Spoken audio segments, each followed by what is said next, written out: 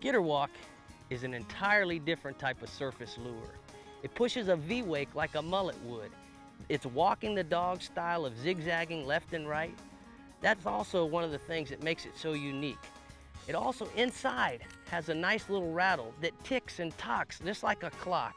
It's only a matter of time till this lure is gonna find a place in a fish's face. Let me show you how this lure works.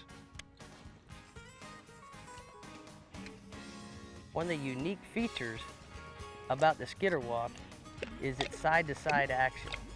It's called walking the dog. And how do you make the Skitter Walk walk the dog? Well, two things. You gotta keep your rod tip nice and low, as well as you gotta make sure that you don't reel the reel too fast, because then you won't have any slack. It won't be able to go left and right.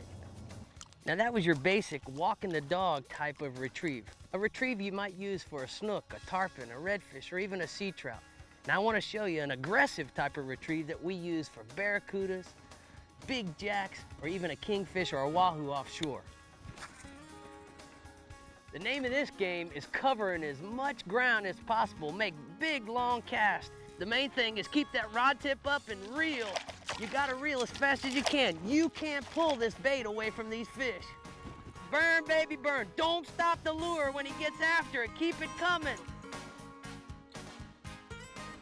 You know, the Skitter Pop is one of my favorite all-time topwater baits.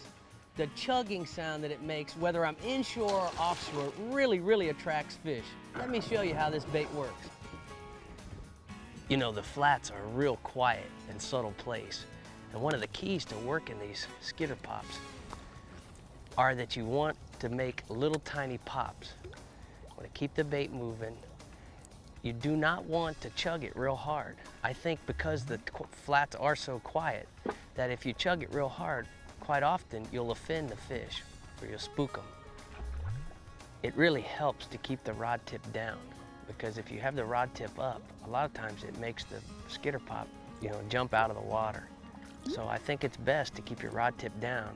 And also, you don't want to reel too much because you can't get that side-to-side action if you don't have slack between twitches. Remember, you gotta experiment with your retrieve. A lot of times the retrieve that you use depends on the species that you're fishing for. A good example, a trout, you might want to pop and pause. On a snook or a tarpon in real shallow water, they're really spooky up there. So make sure that you skitter the Skitter Pop right by them. Real soft little pop, pop, pop, pop, pop, pop. Keep the bait moving. Vary your retrieves, that'll work for you.